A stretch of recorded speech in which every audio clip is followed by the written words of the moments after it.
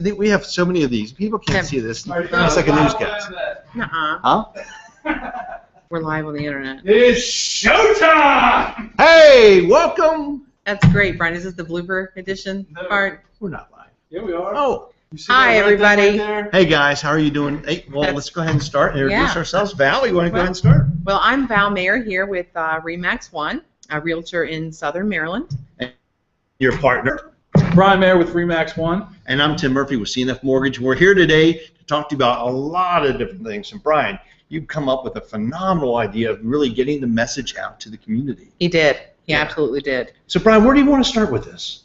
Well, you know, I think that the first thing is, you know, we want to do this virtual because we understand that, you know, people don't have time to come to the seminar. Right. But I guess we'll start with the value of the information we're going to talk about today. I think it's really important, especially for somebody who's buying their first home, to really understand some of the things that are, you know, it's kind of like when you go to a doctor. You don't assume when you walk into a doctor that you're going to know how to do his job. But a lot of times people read stuff on the internet, or they're talking to their uncle or their friend or whatever, and then they, you know, feel like that they have a good handle on buying a house. And I think that's one of the biggest mistakes people make. So what I'd like to, you know, talk about today is all the common myths that people have about buying a house, as well as the strategies for, you know, how to win when buying a house. Because there's a lot of people who, you know, get into a house and they look back on it, or, you know, they're buying their second one, they wish they would have done things a lot different. So hopefully today we can give you enough good information to get you on the right path. And Brian, you nailed something real importantly. You know, people are also afraid, aren't they?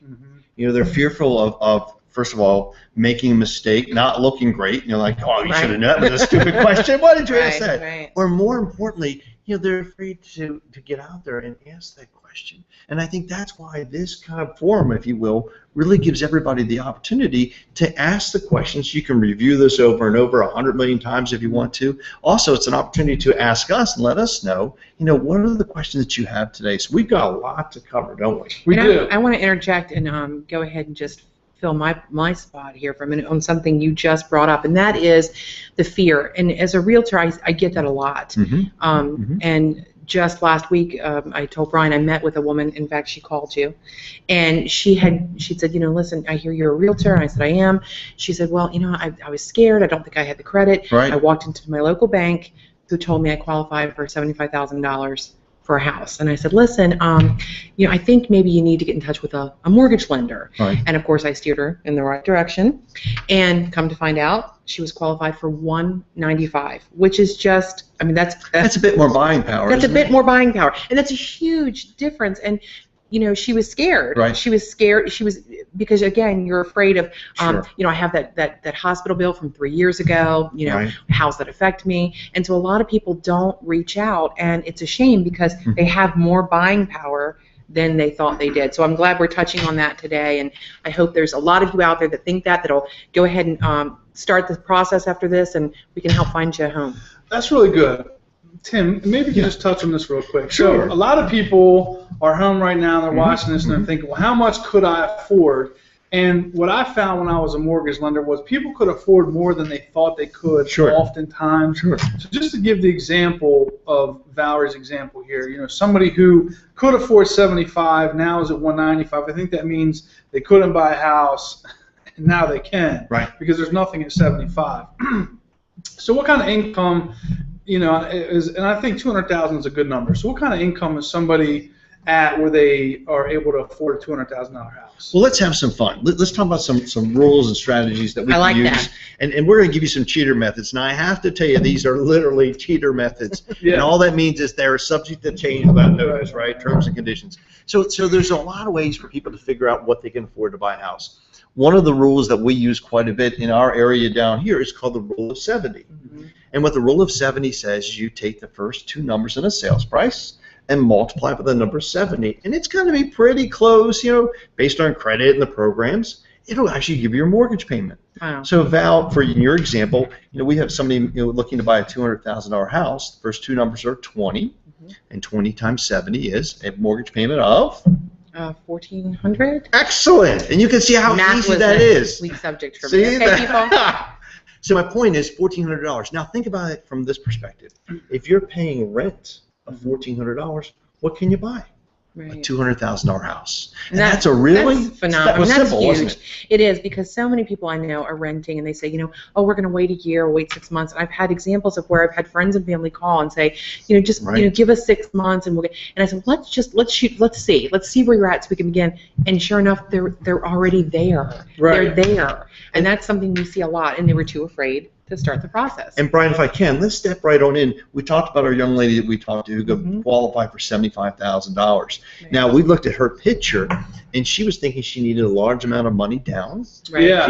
which right. is We a talk about. huge misconception. Right, right. Huge misconception. And what we were able to do was to look at her financial picture, put her on her plan, and instead of putting $10,000 down, which would not have changed her payments, we changed her into one of the 100% financing programs, Right. which I think we're going to talk about tonight, and allowed her to take the difference. And she paid off her car. See, that's awesome. And That's that just awesome. suddenly opened up the ability to buy what she really wanted So to buy. let's go back to that for a minute. So to get to the point that you're talking about, let's do the steps. Let's say you call Brian or I, Sure. and you're interested in a home here locally. We're going to steer you to our lender, who then is going to, this process he was just talking about is going to take you A, B, and C and say, let's see where you are. Right. Let's see what we can do from here. You may already be there, but if not, there's simple steps and programs that he can get you to get you into the house. And most oftentimes, it's a way shorter time than you think it is, which is just, again, awesome. Right. So what are the steps? Let's talk about that briefly, if you will. The first step, Val, that you picked out before, in the beginning was, it's that fear. And so what's the very first thing that's going to hold us back, Brian? What's the majority items that hold somebody from being able to buy? What's the number one hurdle, if you will? I have found that the number one hurdle is people's credit. And Exactly. the first thing that people want to do when they decide they want to buy a house is they want to start paying old medical bills or the old cell phone bill or the old collection of whatever it is. Sure. So they pull the credit report from pullmycredit.com or whatever it is.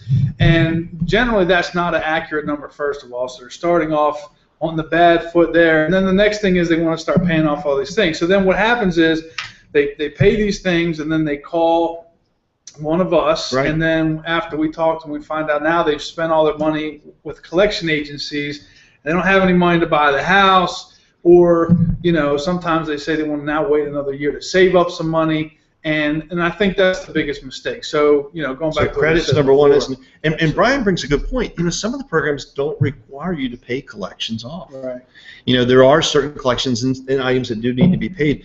I had a young man in the other day who was 78, and he came to me buying his first house, and he's excited. He said, "Tim, my credit's perfect." And I said, "That's awesome." I said, "How is your credit perfect?" He says, "I paid off and closed all of my accounts last year." Yeah. And when we pulled his credit up, guess what he had? No credit score. No credit score, no record, no nothing. Perfect. Wow. And it was perfect in that he needed to wait now 6 months to reestablish Right. his credit to get Right. things started. So number one step, and Brian is right in there, is to get your credit ready. Let's see what's out there. Let's, identify, put a plan in place to go ahead and move forward. That's number one. Okay. Number two, Brian, what's number two? What do you think? Well, I think number two is going to be dictated by whatever the conversation we have. The number two and number one is really to call an expert. It's kind of like trying to think of a good analogy. You go to the doctor and expect to have surgery. You go to the doctor like 6 months before you have surgery, a month before, and then Right. they sort of prep you, and you maybe need to lose some weight, get off some blood pressure pills, start taking some supplements, whatever it is. That's sort of like the triage, right? And that's what you want to do is give us a call, so then we can sort of overlook your situation.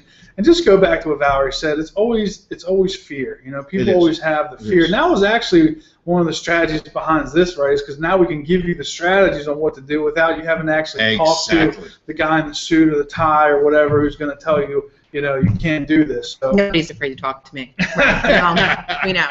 Thou. So number one, looking at your credit. Yeah. Number two, making sure that you get your financials in place, because we do have some clients sometimes that may not be able to buy right away. Maybe they've got some financial strategies in place. I always say the saving is really king, having your cash in place.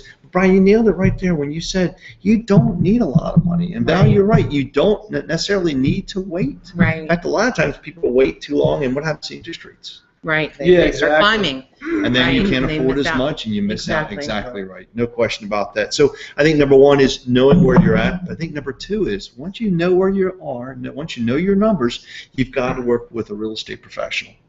And we were just talking, in the Absolutely. minute before I got into this meeting was, we have a client, that I have, that I'm working with, that Brian had referred to me, who unfortunately wasn't using a real estate agent, and he's having a little bit of a challenge right now because he doesn't understand the steps. No one's really quote unquote working for him. Right. The attorney's working for the seller. You've got a title company who's trying to juggle everything through, but he's struggling to say, okay, now what's next? Exactly. What inspections do I need, or what tests do I need to perform, or what about the repairs, or who's going to negotiate the closing help? And I think everybody thinks they're going to save $1 million Right. in real estate, right? Right. Yeah.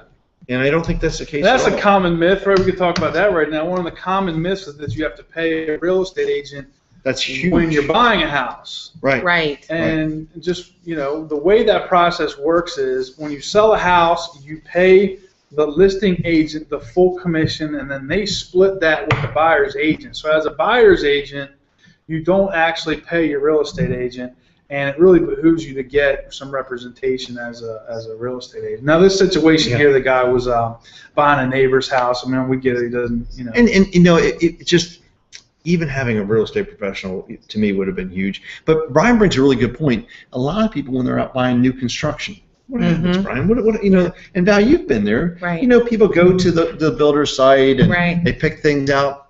Can they negotiate the price? Can they negotiate closing help or the things that they can do with a builder? Yes, absolutely. And a lot of times they don't. They're not aware of that. And they don't know that that's absolutely the case. And is the builder still going to pay real estate commission? Is the buyer having to pay anything more because they're using a professional? No, not at all. Exactly. And so we find that in a number of cases, if you're going out to see a builder, make sure you have representation. Yes. And that's part of the negotiating strategies, Brian, that we talked about before.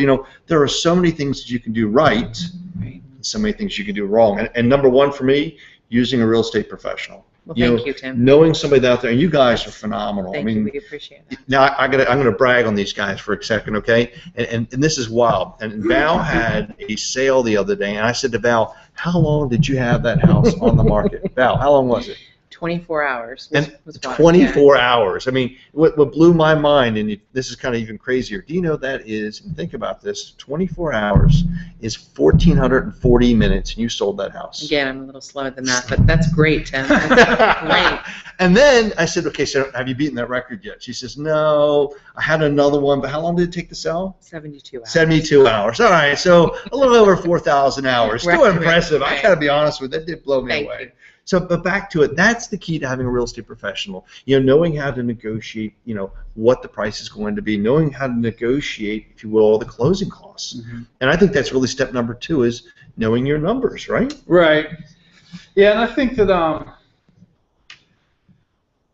when you talk to a real estate agent, one of the things that we can do ahead of time is start sending you some of the listings. And then when you've talked to your lender and you have your number, so say your number is $1,400 a month. So a lot of people look at it like, how much can I afford? But really what you can afford is a payment. It's not so much just the amount of the house, because the homeowners association fees and then the property taxes, all of that gets calculated into it, so it can kind of fluctuate a little bit. So let's just say your number was $1,400, and then Val or I start sending listings to you. It'd be a good idea to do that 6 months in advance. I know it's sort of like tempting to want to go look at them, or you kind of want to buy one if you see something really neat. That is kind of a it's a little tough, but at the same time, then what you can do is you can start watching houses coming on and off the market, and you can see what sells at $200,000, because sometimes there's a really great deal, $200,000, and you might see another house like, wow, they might have paid a little too much for it. And then when you're ready, you're ready. You know what you're doing.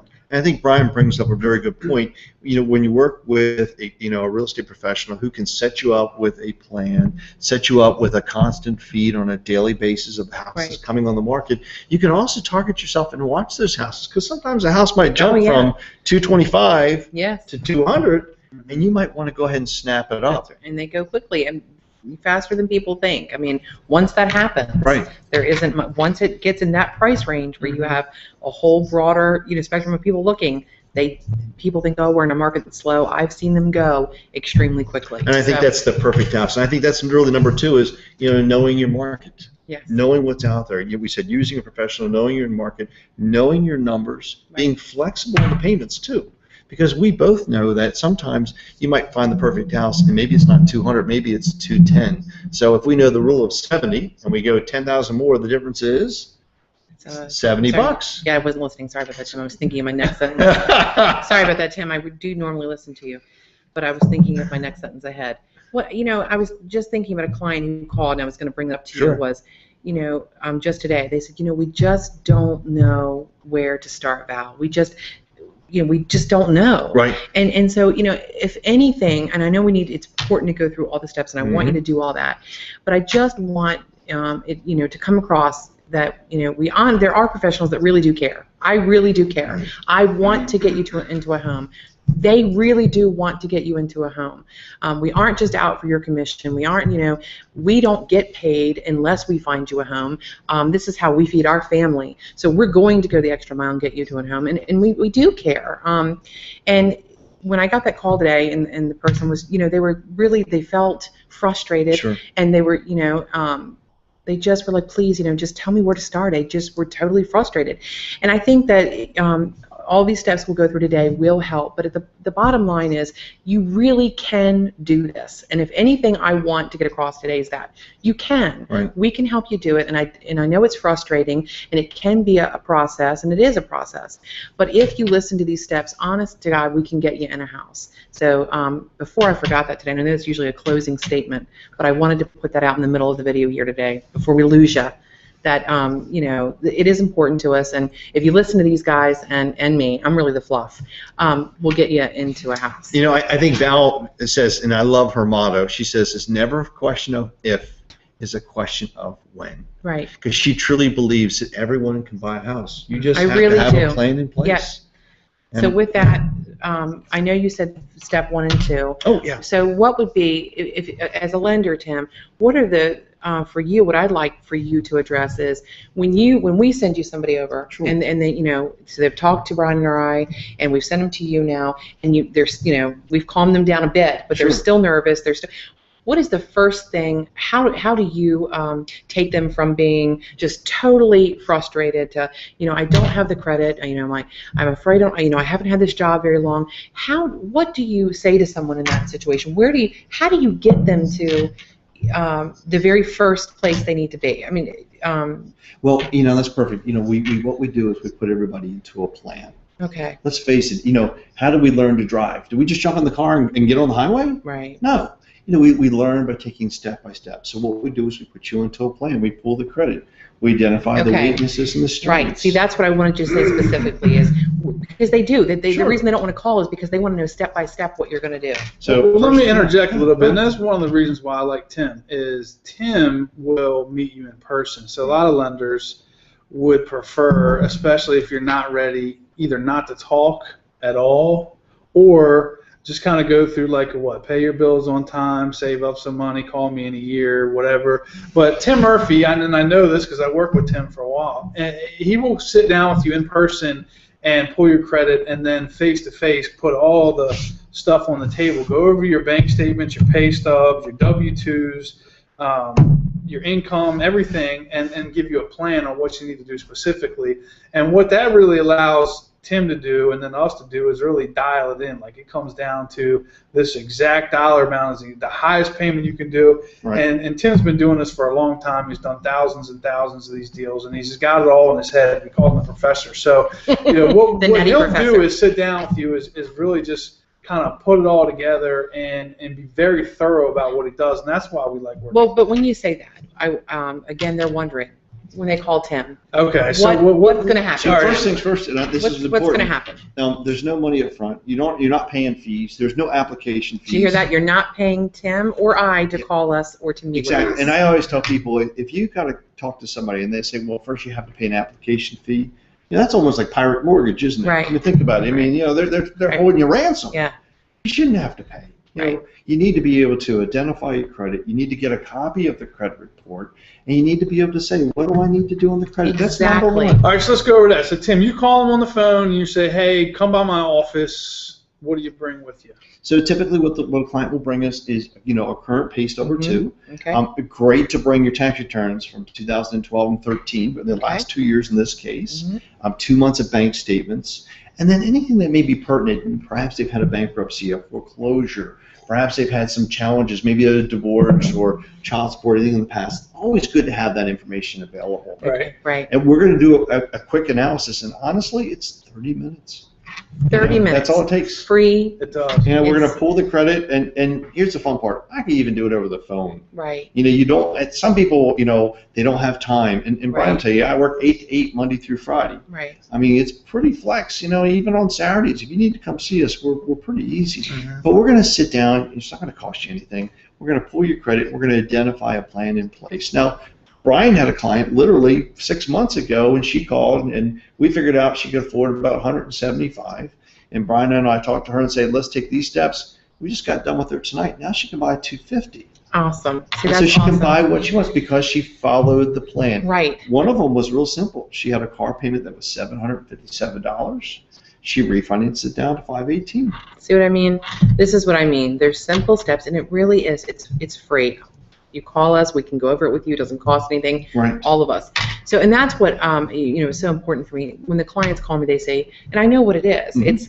It's again, there is time involved. All of you are working, and that's why we've had such a phenomenal outpouring of people who wanted to be on this very, dial into this video tonight because you're working. You have picking up your kids up from daycare. I mean, so this is the way of the future. So, You can view this at midnight. exactly, over and over again. If you want to see my beautiful face, I know, just Take some notes. right.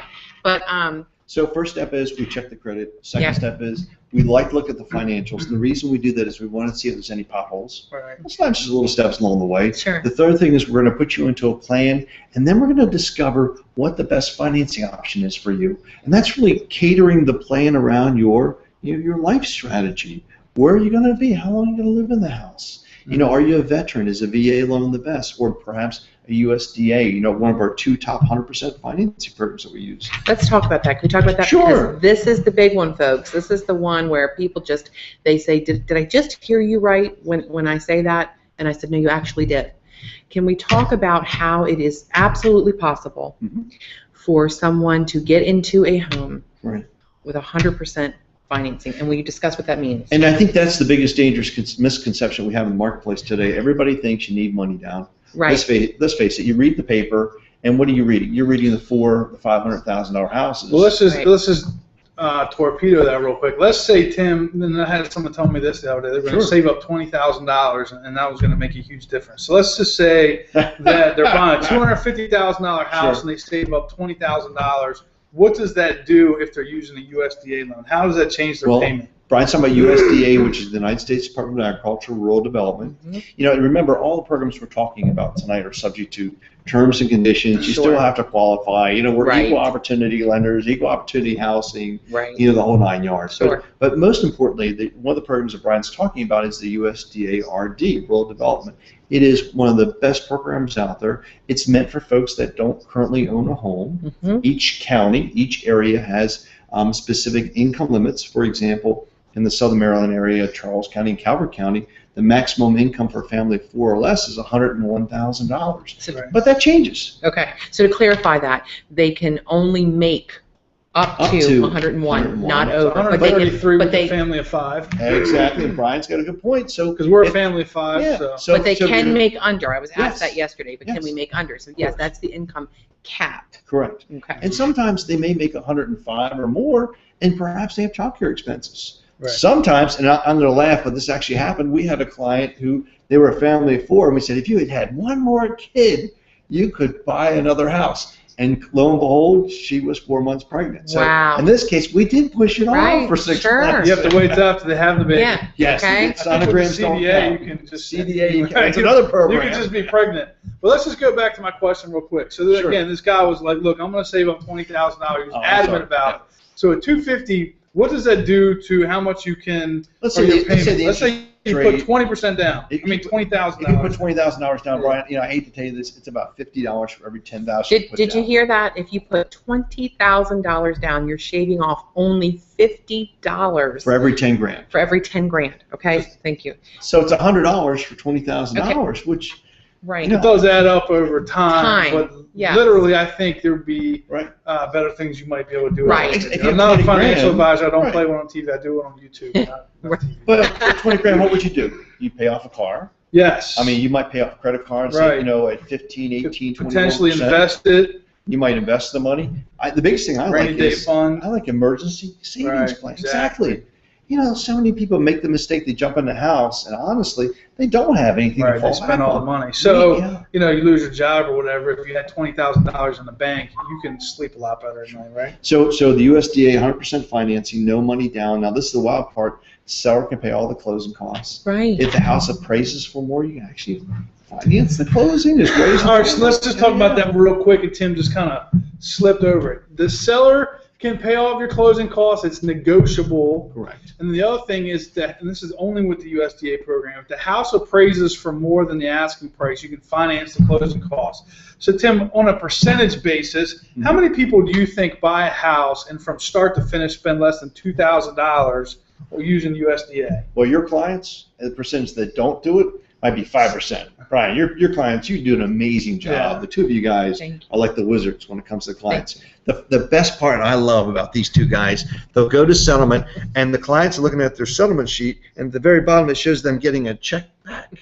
I don't know how you guys Not pull that always. magic out. Tim actually does the magic on that. Not always, but yeah, absolutely. But we So- do have fun. So the answer to the question is probably in the U.S. of A. It's probably less than 2%. Think about it, because it is a rural area program. But Calvert County, the whole county today is Right. rural. Right. So that leads into this question. So how much money do I need to buy a house? And then we're assuming that you're using, USDA or VA, because obviously if you're using a down payment program, your down payment will be whatever it is, 5, 10, 20% or whatever. But let's just talk about, besides the down payment on your loan, how much money do you need through this whole process to buy a house? Well, think Good about this. When you question. write a contract, what do you guys normally collect with the contract? The EMD, or earnest money deposit. Correct. Now, here's my question to you. Can you get that back?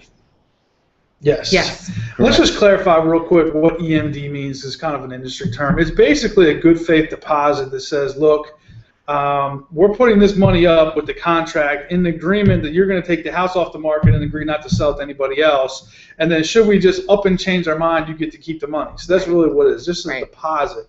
And generally it's about what? Usually About $1,000 Yeah. roughly. $1,000. Yeah. So there's your first $1,000. And Tim just alluded to you can get that back. It's Depends negotiated. on how you package your loan. It depends Right. on how much you negotiate closing up. I mean, there are factors. And like I said before, everything is subject to each individual situation. That would be number one. Now, the most important investment that I ever see any home buyer make is that home inspection. Yes. And Brian, what's a home inspection run? $400 depending on whether or not there's also a well test and a septic test Correct. involved. So we just did the home give or inspection take. itself. $350, $400. And what does a home inspection do? Now, what do you look for when they're making that home inspection? What is the home inspector doing? Are you just giving them $400 and he just passes the magic wand and says it's good to go? No, the home inspector is awesome. We absolutely recommend it every time. And there, of course, you can opt out, but we always push. And they're crawling and under they the do. crawl spaces. They're doing things and going places I never plan on going. Up in the attics, under the house, looking for the things that we can't necessarily Correct. see to the naked eye, which is really important. And they're, again, hiring a real estate Hiring a professional. professional. Right. Yes. Who's going to be checking the wiring, checking the plumbing, Right. making sure your appliances, and making sure that everything is in good working order. And that's the critical part. When we go into a house, when we take our glasses and we're like, whoa, it's 4 acres, it's got a 7-car Right. garage, look at that kitchen, and it's got 10 bathrooms. Right. But what we don't find out is that there's a whole nest of snakes living in the basement. Don't give me nightmares No, tonight, no, Tim. no, no, Okay, no. thank you. I But- saw one yesterday that had like the corner of the house was falling off. Everything else looked okay, but the corner of the house, that the foundation had a big crack in it, and It's chopping off. something you want to really look at, I right? had one with a chimney, and it was wild. You could not tell. And this home inspector, who's no longer in the business, and it's been years ago, but I remember he came in and he said, Murph, I got a problem. I said, what's going on, man? What's the problem? This house is beautiful. He said, nope, I'm telling them they've got an issue. I said, what's the issue? Well, there were bushes that had grown around the chimney, and the chimney had separated from the house. Oh, my God. You could not tell. There wasn't leaks, there wasn't issues, but the chimney was ready just to peel right off. Crazy. And it was $24,000. Now, the client bought the house, but after he did the home inspection, what did the agent do? Renegotiated. Exactly. Right. And that's again, important. why you need an agent. Exactly. You see that? But okay, so let's go back. Let's stop here for a moment. Let's go back over the steps. You call Brian or I. You found you're looking online. You found your dream home. You're really unsure, but you reach out, which we want you to do. Call Brian or I and say, hey, Val, Brian, we'd like to look at this house. The first thing we're going to say is, hey, it's great. We're happy to hear you're doing this. Glad you thought of us. We're going to push you on over to Mr. Murphy here, and we're going to say, let Mr. Murphy here look over, see where you are, where you need to be, how much you can afford. The reason we want to do that before we go and show houses is, and this is another, again, people get really excited, they want to go see houses. What happens is we show you these houses and you're not qualified for that amount. Right. You get upset, well, this is the only kind of house I want. It's best to know where you are right up front before we dive into that. I want to show you houses. I love looking at houses. And think about it from the seller's perspective also. I mean, they don't necessarily want people just coming in their house. A lot of times they have to pack the kids and put the dog up and then get in the car and leave out so that you can come in the house, or if somebody can come in their house who's not qualified. A lot of times they don't appreciate that either. Sure. So it's something also to think about. And so, Val, right there, know your numbers. Know your numbers. So to identify a house, I'm going to run a fees worksheet, some kind of a breakdown, show the payment, how much closing help you might want to negotiate with the seller, how much cash they're going to need. And Brian, you said it right from the very beginning, they're going to need $1,000 earnest money deposit. They're going to need that $300 for the home inspection, $350, $400. Right. They may want, if the house has a well or a septic or radon or termite inspections or other inspections, they can pay up front. Now, here's the critical part. If they do a home inspection and they just have issues, does that get them out of the deal? It can, and this is tricky. It's hard to explain in a short amount of time, but there's different ways that you can go into the contract with the home inspection. You can say that, the seller's going to do this amount of money in repairs. You can say that I get out no matter what. If there's anything on the home inspection, you can say that the seller is given the right to fix all the repairs no matter what they are. Or you can say, like, these certain things are deal breakers or... Correct. And that's something that we would definitely go over with you in the contract when we find your home, because that is something you need to consider at the time, and it's an important, very. But it's a negotiating thing, and that's good. something that is part of negotiating with the sellers. Is how do you structure that so that we put you as the buyer to an advantage, so that the sellers, are going to be required to fix those things. All right, so I know that there's kids to get to bed. And so I want to bring this around. All right, well, let's just go over a couple bullet points then. So let's talk about. So you spent $1,000. Okay, so wrapping up, how much cash do you need, right? So now you're like $1,500 into it, right? Right. And then the appraisal. We don't collect for the appraisal. So Tim doesn't collect for your appraisal, so you're $1,500, give or take. And if we build it right, if they do a USDA or a VA loan, it's quite possible they're going to get that money back. Right. So let's also just, now we're on this talking about how much cash you need. There are closing costs, and technically it is generally understood that the buyer pays for their closing costs. What the closing costs include are going to be the lender fees. They're going to be your prepaid taxes. You actually pay your taxes in advance. Right. And then you also pay your homeowner's insurance a year in advance. Then there's like a sales tax. You got to pay the state, maybe the county's tax to buy the house. And then all your inspections, all your inspections as well. Your title company, your settlement company. And the title company, that was the other thing. So then you have title insurance that you can pay for, which basically means that, if somebody didn't properly sell the house before you bought it, that you're protected from them coming back and saying, well, this is really my house. They go all the way back, they say, to the Indians. So those are all your costs. Now, those are negotiable. So generally, what we try to do is work it out so that the sellers pay the closing costs. Now, this is one of those things where we really need to really understand what the market's like, and that is in some markets, like right now, Upper Marlboro and like the USDA area, if you want to buy a house there, you have to be willing to full price offer, and often if you're going to ask for closing costs, go over full price offer, and you have to be willing to do it in 24 hours. Like, you cannot let the house sit on the market, because what's going to happen, it'll get 4 or 5 offers, and if somebody comes in with a cash offer and you need to get financed, they're going to beat you out. So other areas you might look at, it's a little slower, or the house might be like way back in the woods, or maybe it's like dug into the side of a hill, or some kind of weird, ugly, funky looking house. You're scaring me, Brian. Nobody else wants to buy that, right? And then you can be like, okay, look, here's the deal. We're going to offer you $20,000 under, and you pay all the closing costs, and what? But that's a rarity. Okay, right. But the point is, those are things that we can negotiate as far as what the closing costs are. So I would say generally, the large majority of the people that we work with, the sellers will pay the closing costs. So start to finish, other than whatever your down payment might be, I think we came up with around $1,500. Now here's the fun part. If you had rented a house, Val, Mm-hmm. what would you normally need when you go to rent a house? You're going to need the first month's rent, Security deposit, and security deposit. pet deposit, and sometimes they want first, sometimes second month's rent as well. I mean, the rental market's so high right now, people are really asking So for a if the lot rent more. is $1,500, what would they normally Don't ask need? any math questions, Tim. Brian's the All math right, question. Brian. So generally, like, right, it'd be a minimum of $3,000, maybe Right. $4,500 plus pet deposit or whatever, and we're talking you can buy a house for $1,500. I think that's the general rule here. All right, one of the things that I want to say, and again, I do want to wrap it up because I know we're cutting into your nighttime routine, but I feel it's important, is we get a lot of calls when people say, well, hey, and you had mentioned it earlier, you know what, I just got my tax return money back. Sure. I'm going to take it and pay off my medical bills. Yeah. I'm going to pay off all these bills, pay down my car payment, and then and they could have used that money on because for the medical bills in particular. Right. So many of you have asked me this. Brian, Tim, explain.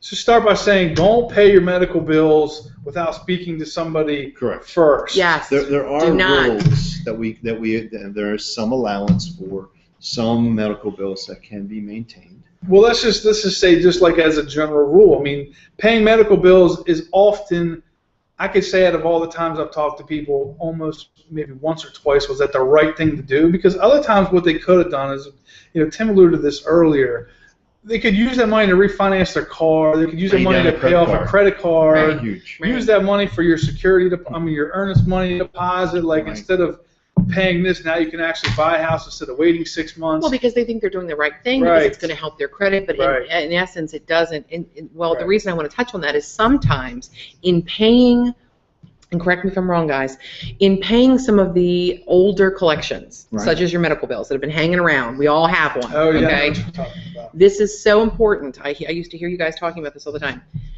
The account is closed. Is that the way it works? Yeah. Okay. It's kind of hanging out, right? Right. But it's not showing up on your credit There's report. a balance on there. There's an outstanding Right. balance. It's not much. Give me $100, $200. Right.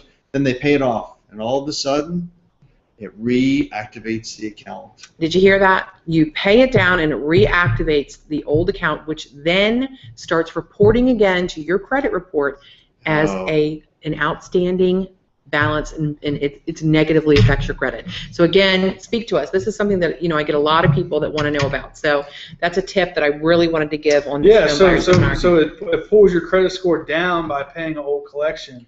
And the technical reason why is because after a while, the credit collection agencies will actually give up, and it costs money to report to the credit bureau, so they'll actually stop. And then when you pay it, it brings it up to the today's date current. And it doesn't always hurt your credit score, but I saw, somebody the day before they called me paid, and I ran a simulator back when I was a lender, and it took their score down 30 points by paying an $800 collection, and they had spent all the money they were supposed to use Crazy. Right. to buy the house. But I will tell you, they are right now working on a new model to take the medical collections out of the equation. Well, that's awesome. Which I'm very happy. But Yeah. but your point is well taken. If you've got $2,000 or $3,000, we've seen situations where people paid down their credit cards. Mhm. If there's a $1,000 limit and they owe over $1,000 over the limit, your credit's destroyed. But Yeah. we know that paying it down to $10, Right. oh, it could be 40 points. It So could be let's a say- huge swing. So that was a huge point. Tim was talking about a very small amount of money oftentimes, paid towards smaller credit cards can have a huge impact. And one of the tools that Tim has is a simulator that will actually simulate this credit card going from this balance to this balance will give you this result. And the difference with what Tim does versus what Pull My Credit does or My Credit Karma and all that stuff is that's the actual credit report that a mortgage company is going to use because it's pulling it from a mortgage company. And a lot of these others use different algorithms to determine your credit score. Somewhere in the fine print it gets into it, but just so you're aware, a lot of times they're 20, 40 points over what your credit score is, and sometimes it's even a little under. But you really want to talk to somebody who can tell you exactly what it is. And then a lot of people, this is a huge myth, Tim, you can maybe talk about. What is the difference in your payment for somebody who has a 650 credit score, a 750 credit score, and an 850 credit score who's buying a house using FHA, VA, USDA, the 100% financing program we just talked about? Here's the fun part. This is crazy, but there really isn't any difference. Did you hear that? Everybody has this whole, when we're doing a government loan, which is what Brian is talking about, a FHA, a VA, a USDA, or RD, you basically it's going to be the same interest rate. There are very slight adjustments, but quite frankly, not enough to justify spending or saving thousands of dollars to try to pay something down. Or wait a year to get your score from 680 to 720. It's really not even going to make any difference. Now, if you're using a conventional loan, that's going to be a huge difference. It's major. But again, different loan programs for different people. That's why we really want you to reach out. Right. So if we could, guys, let's wrap this up. And bring it back. Let's start it over. You call Brian or I. Can you do that little ting when I smile? Yeah. Call Brian or I, and then we're gonna discuss with you just a bit on where it is you want to be, what kind of house you want to get in, and how long it is you want to get into that before you get into the home. We're gonna send you over to Mr. Murphy here at CNF Mortgage. He's gonna sit down with you. He's gonna introduce himself, chit chat a little bit. Then he's gonna pull your credit. Right? Is that the first thing, Tim? We're going to set a plan in place for you. Pull your credit, set a plan in place. This does not cost you anything. It doesn't cost to call Brian or I. It doesn't cost to sit down with Brian or I. It doesn't cost to sit down with Tim. So right now you're at zero cost, getting the best information possible so that we can help you get out of renting, get into your own home, stop paying somebody else's mortgage, start paying your own. I know. I've been there. We all want to help you do that. So what after that, Tim? They pull credit, make a plan. We put a plan in place, and then depending upon when we can activate the plan, I give Brian and Val a call, or I send them an email over, and it says, hey, this is their comfort zone. You're looking at a house between $200,000 and $300,000. Your payment is $1,750. What they're looking for. They want to use the USDA loan or VA loan. Whatever program they're going to use. They would like to have this much in closing help. And this is the targeted time frame. Tim calls us. We call you back. We say, great, this is your criteria. Is this what you want to do? We start finding listings for you. Most of the time you guys already have your listings. You find them on the web. Just to kind of hit on that part real quick, one of the things that we can do, one of the new capabilities we have is we can actually take a map and we can draw inside and outside of neighborhoods and roads and zip codes and areas on what you're looking for. It doesn't have to be like all of one county or all of one city. We can do all of a county and cut out the neighborhood you definitely don't want to live in. It's pretty amazing. So pretty amazing that's what we'll do next, actually, is set up a criteria search for you. And then another thing is we have it set up so that within, I believe it's 60 minutes of a house coming on the market, you will, if we set it up this way, receive the email so you can get it within minutes. 60 minutes? When it comes on the market, That's amazing. That really is. I mean, right there, because that's the market we're in today. When the perfect house is there and it meets their needs and wants, and you're going to get it to them. Technology is amazing. It really is. And then setting an appointment. Now, here's the best part about working with Val and Brian. If Val's tied up with a client, bang, you get Brian. If Brian's tied up with a client, bang, you're going to get Val. And that's, honestly. It's pretty awesome, I have to admit. It really is. We're thankful, having the access to you guys. You're not 24/7. You're like 48/14. Exactly. It's double trouble here. Seriously. That's right. And I'm thankful. I'm thankful why I have Brian as a teammate. It's great. He's completely internet savvy. He's the math guy, not me. But we balance each other out, and of course, We have you here, Tim, The too. small town country boy. That's right, the nutty professor. There you go. So, we really do, again, our common goal is we all have the same goal. We want to get you into a home. And we hope that we have discussed things here that help you feel more comfortable about doing so and letting you know that it is possible. We give you some tips and tricks with your credit, what not to pay, what you can pay, but call us. We can go over your individualized plan, and then we'll set you on the right path. Brian, speaking of which, what is our next topic we're going to talk about on our next presentation? Well, we're going to wrap this one up, and then if you guys want to stay tuned, we're going to hit on a couple more things, and we'll probably make these into separate videos. But we're going to talk about the difference between a short sale and a foreclosure. Mm-hmm. We're going to talk about the 3 biggest mistakes first-time home buyers make, and then we're going to talk about a couple strategies on what it's like to negotiate with sellers versus banks.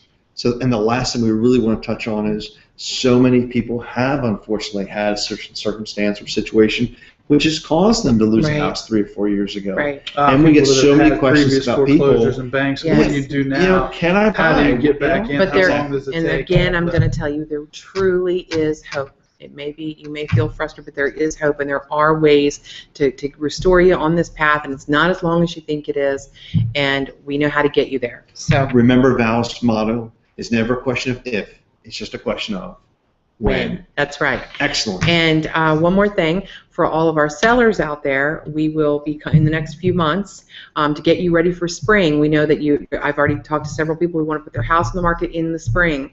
We're going to be doing another live seminar here like this to let you know the plan to put in place. Probably about January, when you're bored and stuck in the house and feel like, what's that crazy guy, Jack Nicholson on The Shining? Yeah. You're stuck in the house because we're having a really bad weather here in Southern Maryland again this year.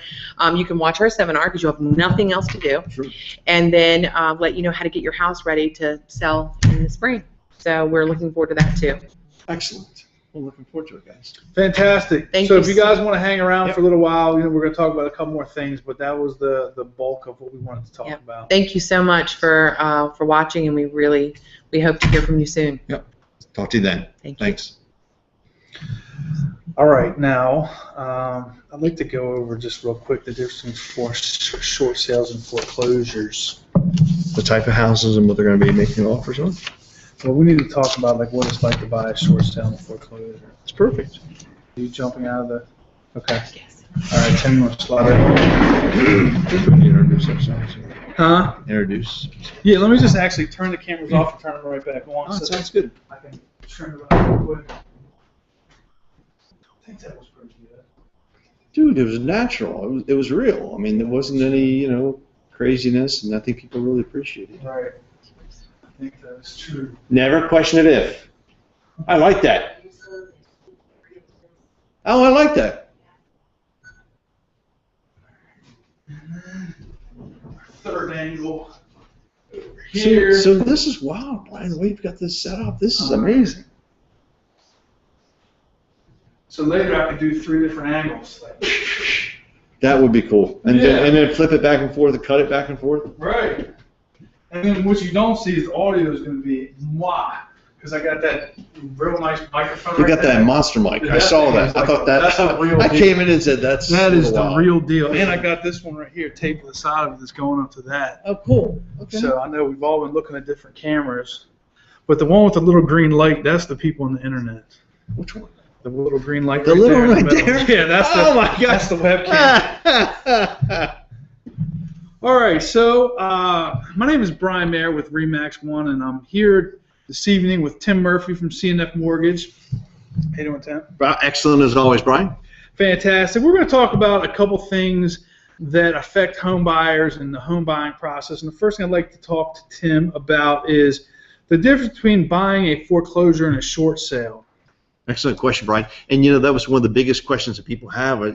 What type of sales or houses are there to buy? We've got the regular sale, the Joe Smith, who's got a house to sell. He's owned it for a while, and he and his wife Betty are ready to sell, and and that's just a regular sale. And of course, the builder sale. Right. The builder's the building new new construction, homes, new construction. Right, new houses. But the two that we do see quite a bit of still in this marketplace today are short sales and foreclosures. Right. So, Brian, what would you define as a foreclosure? What do we see it defined on the listings? Well, it does say foreclosure. It says REO a lot of times, or it will say What's an foreclosure. REO? Oreo cookie? Is that what that is? REO. Real estate owned, which means that a bank owns the property. Right. And it could be a bank, it could be Fannie Mae, Freddie Mac, could be HUD, could be VA. But it's either a government institution or a bank that actually owns the property, has already completed the foreclosure process. So the folks that owned the house before have already moved out. They've already completed the transfer of the title. They're out of the picture completely. And now the bank's looking to sell the house. Now, in that case, Brian, in a foreclosure, when you write a contract, are you able to negotiate on the price and the closing help? What do you see? Always able to negotiate, but I would say generally it is much harder to negotiate with a bank. And the reason why is because a lot of times what they've done is come up with a rock bottom price, and they're not homeowners by nature, right? They lend money to people, and they keep people's money in their institution. And one thing they don't want to get involved in is the messy part of fixing up a house that somebody else had and open themselves to liability and whatever else, can of worms might get opened up by starting in projects or whatever. So they're selling it as is. As is, and that's really the biggest thing to know is that it's not going to be something where you're going to be able to have the same negotiating power that you would as if you bought it from, I think you said Betty and Joe Smith. Smith. Joe Smith. I don't know where that came from. But Yeah. So in the foreclosure process, you are dealing with the bank. It is a little bit negotiable. They typically have a standard closing help. I mean, we typically see 3% in our market, perhaps a split of the county and state's transfer recommendations. Possibly they're exempt. So that's the typical factor. Now, will you typically hear back from the bank fairly quickly when you make an offer on a Yes, foreclosure? actually it doesn't usually take long, and this is when you will see the huge difference between that and a short sale. Generally, the banks do get back to you pretty quickly. And just to kind of touch on what Tim said real quick about foreclosures and the closing help, a lot of times, like if you're in an area, especially maybe like Prince George's County, or if the taxes are really high, or if there's some factor that might make your closing costs go considerably above 3%, oftentimes it kind of makes sense to offer over the asking price or whatever your previous offer was, and then try to recoup that money in your closing costs. So like, let's say your closing costs were 5%, you're going to get 3 and you might go 2 over the asking price. I know we're getting into the weeds here, but the point I'm trying to make is many times the banks will not negotiate that with you. And the other thing, going back to it again, they will not negotiate with you on the repairs to the house. A lot of times what happens is people move out of the house, turn off the electricity, and one thing that I learned in this business is that your air conditioning really is a strong dehumidifier. And when the air conditioner goes off, the moisture builds up, mold comes in, and then you get a disastrous situation. So you can have some minor problems, but there are programs, and Brian, we've talked about this before, and I don't want to get on that, but there's FHA 203Ks, there are VA EEM mortgages, there are FHA EEM mortgages, USDA allows you to finance repairs, there are home-style repairs, there are different renovations under conventional loans. And that's a good question. That's actually going to be the #1 question everybody's going to have next, right, is going to be, buying a foreclosure, what repairs can we do? We just kind of hit on the fact that the bank will not do the repairs. Right. So, Tim, what are your options? Well, okay, so let's first of all define repairs. Remember, it's based on safety and health. So just because the carpet looks really bad, and maybe they had a lot of pets and things just didn't turn out right? It doesn't necessarily mean that is a safety or health need. But if it's a safety issue where it's missing a railing coming down the steps. Let's go back real quick, and Tim, who determines a safety issue? Perfect. The safety issues are defined by your real estate appraiser. Again, another real estate professional who is going to go out there and identify the house, knows the guidelines. They're not looking for the house to be perfect because they recognize everybody can buy a house and have a little bit of TLC, right? Right, but then just kind of hit on that point, you said the guidelines. So it's a little bit different for different loan programs, right? So like a conventional versus like an investment property versus FHA or VA, right? Each appraiser has certain guidelines for the different programs they're dealing with that they have to meet. And these guidelines, those typically surround the whole concept of safety and health. Now, if we identify small things, a lot of times we can work around it. you know, in today's marketplace, you know, some of the lenders, CNF being one of them, is you know, we understand the common sense approach to properties. Yeah, and I've got one right now to give you a real good example. The garage door has a broken pane of glass, and I've got that one issue, number one, and then number two on the other issue is that the cabinet doors in the kitchen are having some issues. They need to be fixed. It's a $600 repair. But unfortunately, this is a bank-owned property. The bank says, whoa, house is being sold as is. You can't make any repairs. We don't want you touching it. And now you, as the buyer, got an appraiser, and the appraiser determined these things have to be fixed in order for you to get the loan. Correct. So we're stuck. Well, we're not necessarily stuck. In some programs, you could do a rehab product to accommodate. Sometimes, though, the lender might be willing to work with you and say, listen, it's $600. We're going to set that up in an escrow. You're going to have those repairs done within a few days after closing. If they're minor enough, we don't want to hold it back because we recognize that there are restrictions to what the bank can allow from a legal liability standpoint.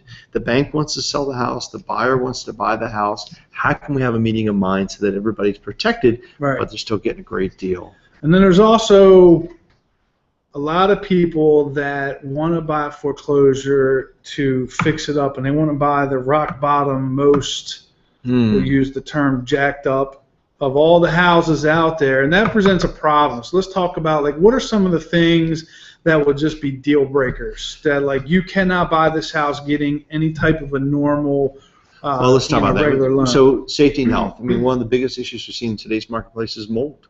Yep. And Brian, we've been in houses where, you know, we've walked down into the basement, and it was funny. We talked about this the other day. We had a huge rain a few months ago. Brian opened the door to go down to the basement, and you know the electricity wasn't on. He took a couple steps to start hearing something, put his flashlight down, and how deep was the water in the basement, Brian? It was like 6 inches. Yeah. That's probably a deal breaker. You know, that's an issue, right? Right. You know, where we've had electrical issues, where the electrical boxes were hanging open, or you know, wires were cut, or we've had sometimes we have some plumbing issues. And maybe some little minor wiring issues, or even some plumbing issues. Those things might be able to be repaired. Correct. But some of the things that are going to just be like, you cannot buy this house. I'm going to say maybe the roof is the roof's got a big sag in the middle of it. That's going to require structural repairs to get it back up. I went into a house yesterday where the floor was kind of like this. That's going to be a problem that you cannot fix with any sort of a regular minor repair, and Tim used the word minor. And so let's define it. Minor in our books typically is really about $5,000 or less in repairs.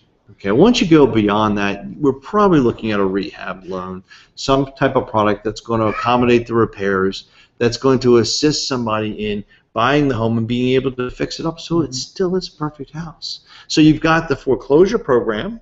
You've got the ability to buy a house that a bank owned, right? Now, let's talk about the other side. Brian, I hear so much about short sales. What is a short sale? Yeah, short sale is when somebody's selling the house for less than what they owe. And there's a lot that goes into this. And one of the biggest myths about a short sale is that the price of the house listed is somehow pre-negotiated, or somebody has already approved this. And what people don't understand is, and this is different for everybody, but generally the way the process works is somebody tries to go through a modification, they had a hardship, the modification gets denied, or for whatever reason they decide that they want to short sale the house. So let's say they owe $300,000, Right. But in today's market, the house wouldn't sell for more than, let's say, $200,000. Right. So there is a shortage or an inability to cover the entire loan. And just to get this out of the way, in no way and under any circumstances this process ever short. So just in case you were like waiting to hear that part, it's never ever short. Yeah, it's funny. We all joke about this. It shouldn't be called a short sale. It should be called a long sale. Absolutely. And the longest I've ever had, Brian, and this is crazy, is 18 months. It was a killer deal. I got to be honest with you, but that's a long time to wait. You got to be patient. But so let's go back. So somebody decides that the short sale is going to be the best option. You know, we could talk later about what the difference from selling your house perspective. But somebody decides for whatever reason that a short sale is the best option for them. Right. The first thing to do is kind of get like the preliminary approval from the bank to at least entertain a short sale. Correct. So what they're generally not doing is making mortgage payments. Mm-hmm. We don't know how many they've missed at this point, so it could be anywhere from a couple to 2 years or more. Right. And then they've probably tried a modification that for some reason has not been approved, and now they're going to short sale. So what they do is the bank will tell them to call a real estate agent. They'll call a real estate agent, and the house goes on the market at what the real estate agent thinks is the right fair price or whatever. That's where things start to get a little, we'll say, dicey, because that number hasn't necessarily been approved by the bank. Correct. They have not been brought into the negotiating process yet. So the first thing that takes place is you need to negotiate with the seller of the house, and technically they're the first line of defense, right? So the buyer and the seller have gotten together.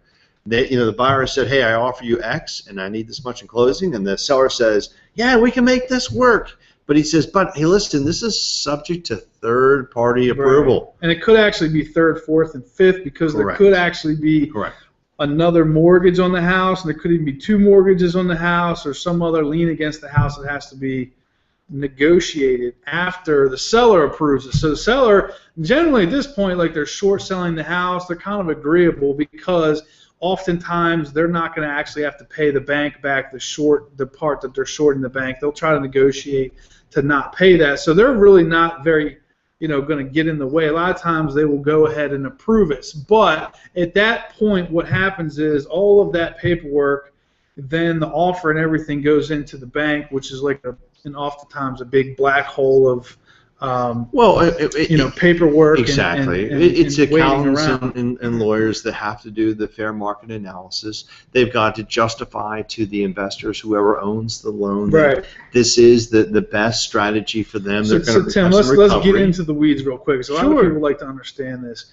The bank that is the person's making the payment to isn't necessarily the owner of the mortgage. The owner of the mortgage. Yes. Calling the investor. Correct. So how does that work? So everybody thinks that, let's say you've got a mortgage, and the mortgage, the bank is the John Bank, okay? And the John Bank, you're making your payments to John, and because you're making the payments to John Bank, you think that the John Bank actually owns the mortgage. Not necessarily. Most of the times, the John Bank is what's called the servicer, or the person who collects the payments from you as a service on behalf of the investor.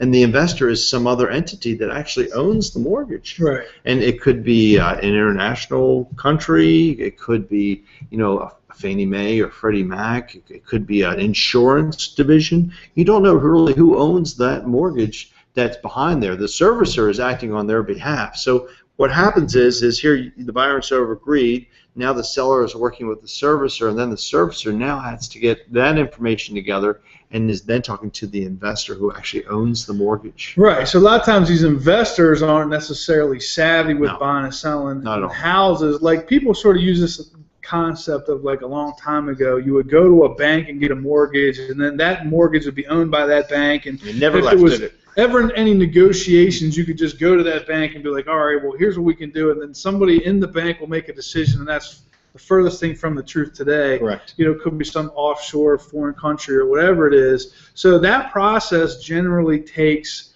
about 90 days just to hear back from the investor. And then they're going to want a BPO or an appraisal to justify the valuations. And the sad part is, and Brian nailed it right there, it could be 90 days from the date that the buyer and seller have initially agreed, and then there's paperwork going back and forth. Yes. And then sometimes they'll get an appraiser, and the appraiser comes out and says, we think this house is worth a little bit more. So here's where things really can kind of get very hairy, and here's the first thing that can happen.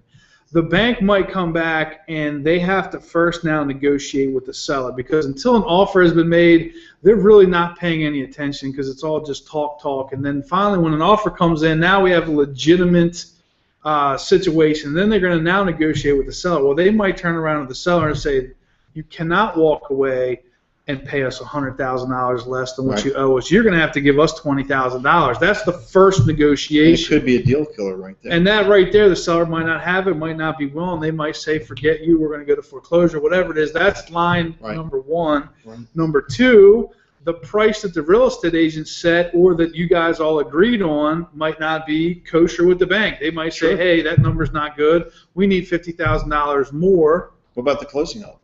and then the closing help as well. Generally, 3% in many cases is what they can do, but they might come back and 0%. Yep. The other thing is, there's also, we had mentioned earlier, there's also now a negotiation with a second mortgage. Now, Congress has done a few things to help sort of make this flow a little easier, but at one point, the first and the second had to come to an agreement, and previously the second mortgage or third mortgage could just dig their heels in and throw a wrench in the process. So as you can see, there's a lot of negotiating at the 90-day mark. Now, here's a really important thing you need to understand.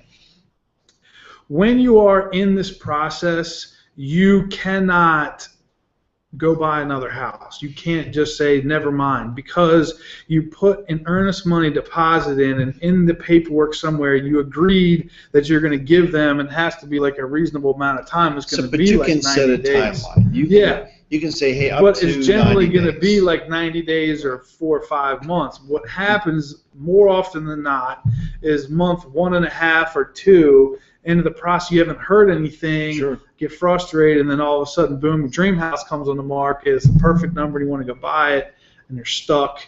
And I've seen people just forfeit their earnest money deposit and go buy a house. Well, and there are ways to work through that. And I want to bring it back to our old saying, working with a real estate professional who understands, the real estate side, who understands your contractual obligations, and who can guide you through the process. That's the critical element. Let's just face it. Absolutely. Because there are ways of looking into a situation.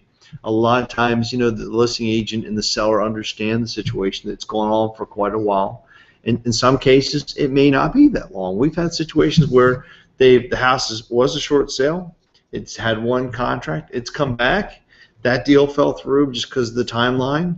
Another offer's made similar to the one that was offered. And sometimes they're done in 60 to 90 days.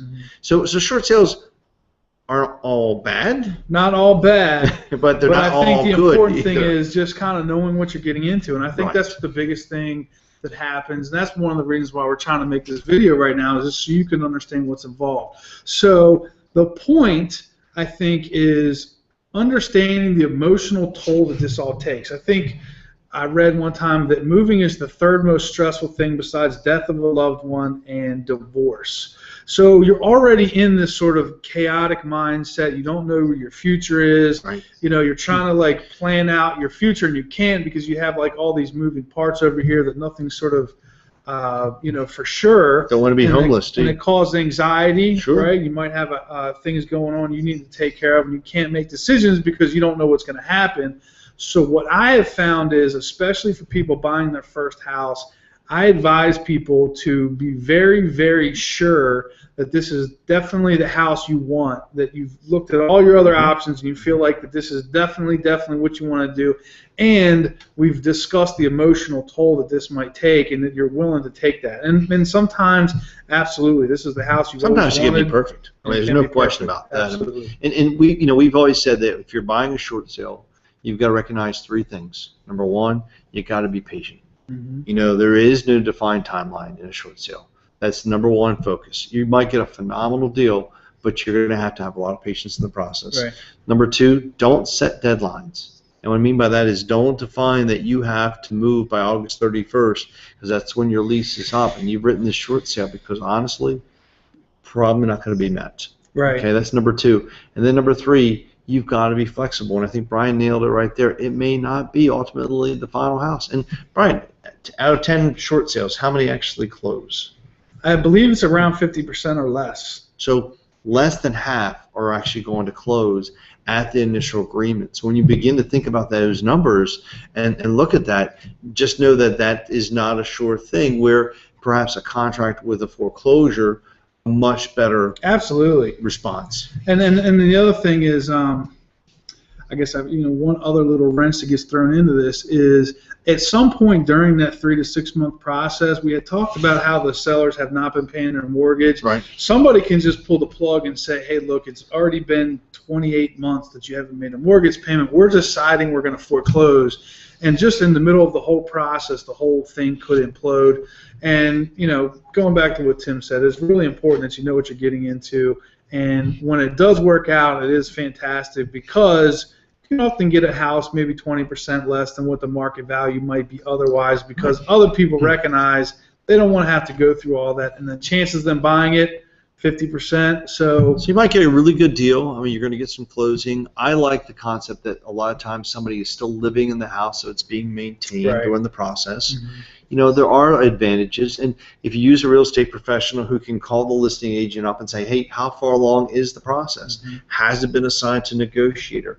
Has the initial appraisal been through? Have all of the hardship documents been presented? Is there just a first bank, or is there a second or a third mortgage? Are there HOA that's a good liens? point, Tim, because I think that if I had to say the most prominent contributing factor to the success of a short sale is the listing agent. Correct. And if they are on top of things and they're doing what they're supposed to do and staying on top of the sellers and they're telling us that the sellers are good, then the likelihood is that it could work. And sometimes you walk into a short sale where somebody's gone through this entire process, the bank came back, they approved it at a certain number, but then something else happened, right? And now you have a situation where you could be looking at 30, 45 days. So I think you just got to understand the whole process. As long as you go in, and what people always say, knowledge is power. If you know what you're doing, you're using a real estate professional, you're checking out the background, you're checking along to see how far the process has gone, short sales can be a great deal. Yeah, absolutely. So foreclosure versus short sale or versus long sale, yeah, could be a lot out there for you. Right. Anyway, hopefully we've answered your questions. Have a great day. Have a great day. That was good. Good. Okay, next one. What are we going to do? All right.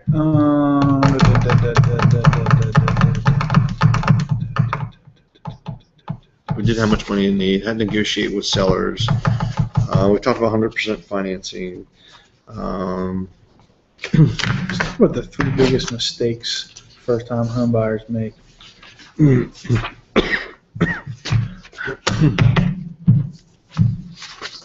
Here's what I wrote down. Tell me if you agree with these.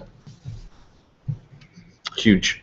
Communicating with don't talk with the seller, don't talk with the listing agent. Your agent is the key. I agree with you 100%. There's no question about that. You've got in this. Well, there are other things too. I see the people skipping home inspections. I see people skipping, the septic well and termites. They're not budgeted. They've opened new accounts. They've got secret squirrel money. They haven't updated their lender. Let's face it, we've been through all of these. So where do you want to start? All right, let's just add in lender. All right. Hi, I'm Brian Mayer, and by the way, so like when you're looking, like these are your 2 primary cameras. Sure. You got this one here and then that one. So that one's the internet, and that's the one that will kind of go on forever. So I try to like switch. I didn't know that. That's awesome. Now you tell me. I've been looking at that all the time. Well, that one's actually on too, and that one's on why too. Does it keep looking like this? But, yeah. Hi, I'm Brian Mayer with Remax One. And I'm Tim Murphy with CNF Mortgage, and today we're talking to you about the 3 biggest mistakes that first-time home buyers make. And between Tim and I think, somewhere between 30 years of doing this, and we worked with a lot of first-time home buyers. In fact, we specialize in first-time home buyers because we understand the craziness it is to buying your first house. Because let's face it, it's a major investment. Probably the biggest investment you're going to have, other than, I just saw this the other day, having kids. What does it cost per kid? I think a house would be, I don't know. I mean, I would think a house would be, if you figure when you buy a house at $300,000, by the time you're done, what are you up to, Tim? I mean, you're $500,000-$600,000, all the interest and everything else. I don't know. I mean, I got 3 daughters. I got 3 daughters and a son. And listen, college right now. I had 3 kids in college, 1 in grad school. I can tell you right now, it is expensive.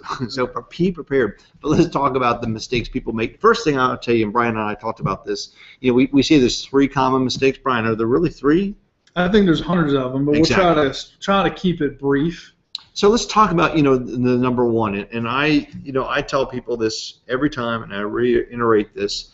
First, you've got to use a real estate professional. Yes, and I think the biggest mistake people make, and this makes total sense, because the phone number on the sign says calling the seller's agent. People don't understand that legally the number, the agent on the sign in front of the house has a legal obligation to protect the interest of the seller. They cannot tell you how much to offer you any negotiating strategies whatsoever. Legally, they have what they call fiduciary responsibility to represent the seller's interests. So it would be like if you were getting a divorce, right, and you called your spouse's attorney to help you negotiate with your ex-wife. Well, first, I've been married for 25 14 years. Okay, so cheaper to keep her, right? Right. All right, so we know happy wife, happy Happy life. life. Hi, honey, we're doing good, or we're good.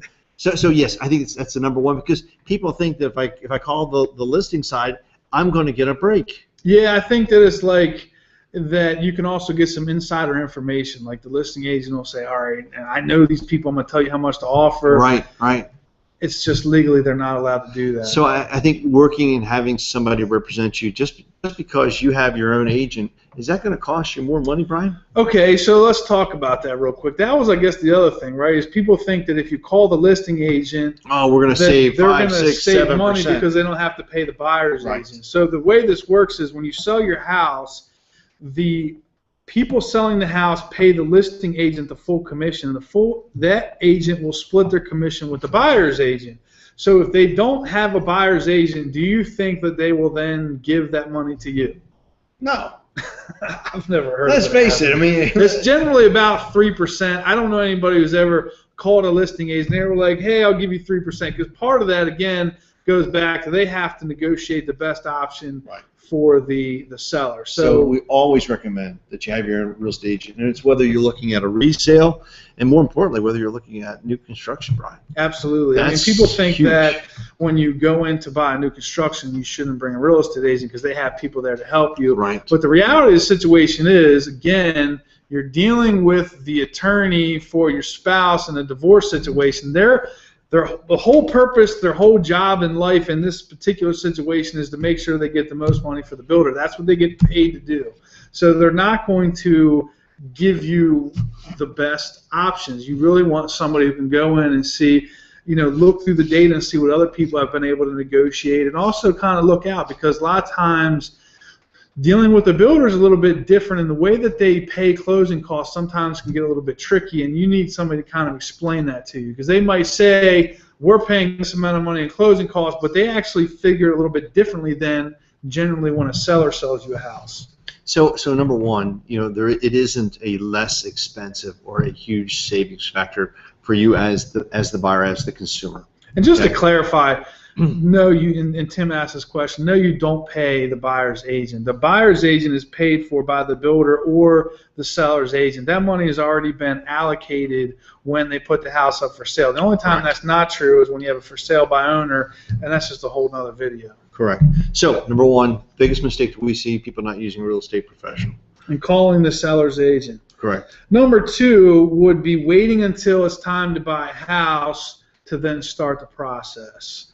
And so many times somebody calls up and they want to go look at a house only to find out that they're missing a little piece of the puzzle that might take 12 months to fix. Might be a credit puzzle. It might be, we laugh about this. It might be secret squirrel money. Yeah. Where they've been putting cash in, but we don't know where it came from. Right. It could be a matter of they don't have their tax returns haven't been filed for 4 years. Maybe they need to file their tax returns next. It's a number of factors. So we want you to be prepared. And Brian always says this, and I love this. He says you need to know your numbers. You need to know, what you can qualify for. You need to be prepared. So when Brian says, right up front, it's not getting yourself ready in the very beginning. So the best time to call, Tim, would be when? What time is it, Brian? No, really. Like if you wanted to buy a house in 5 years, when would be the best time to call somebody? And generally they're going to call the real estate agent first because they're looking at a house on the internet, but I think calling your lender would be a great idea too. And it's funny, Brian and I've talked about this. We have people that have called us, they're buying houses 2 years from now. And I always tell my clients, call now.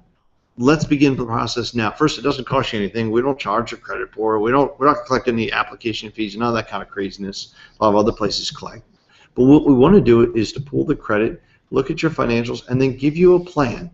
If your goal is to buy a house, a $300,000 house, and you want to be in Prince Frederick and by 2016 because your kids want to go to this particular school system, etc., then let's set the plan together now. Right. Let's just use this like as an example. The chances of you with your limited knowledge, being able to look at your whole entire financial situation, pick the right loan program, estimate your payment, and put yourself in a position to buy and know what the best program is not really good. I mean, why would you wait until the month before you want to move to start that process? I think the minimum amount of time you should call would be 12 months, because some things take 12 months of history in place just to be able to do. As an example, one thing I learned from Tim is a lot of these loan programs require 3 things that you've been paying for 12 months 3 that active are on your trades. credit report, Right. not like just your electric bill. Because a lot of people say, well, I've had a car payment for 4 years and it's never been late, but that's all I have. I don't have a credit card. Unfortunately, you need to have 3 things. So it has to be 2 credit cards in the car, 3 credit cards, student loans, and et cetera, et cetera. But the banks are oftentimes going to look at a situation where you only have a car payment, and they're going to say, hey, 12 months, here's what you need to do. Well, it could easily be rent. I mean, we've got a lot of clients that pay cash, and we say, well, instead of paying cash, why don't you pay with money orders? Why don't you pay with checks? Or maybe have a direct debit from your account, from your bank account, and you've got 12 bank statements. And let's clarify that real quick. So what Tim's referring to is paying cash for things, especially rent. Huge mistake people make. It wasn't on my list, but now that Tim brought it up, never, ever, ever pay rent in cash. And the reason why... Well, it's not verifiable.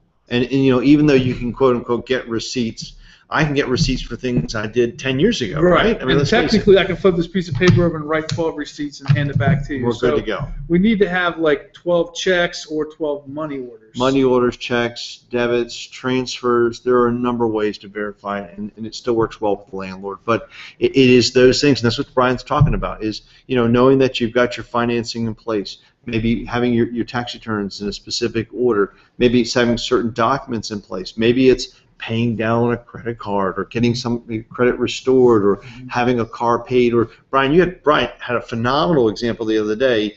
Brian had a gentleman that had a car payment that was, and this drove me crazy, it was $980.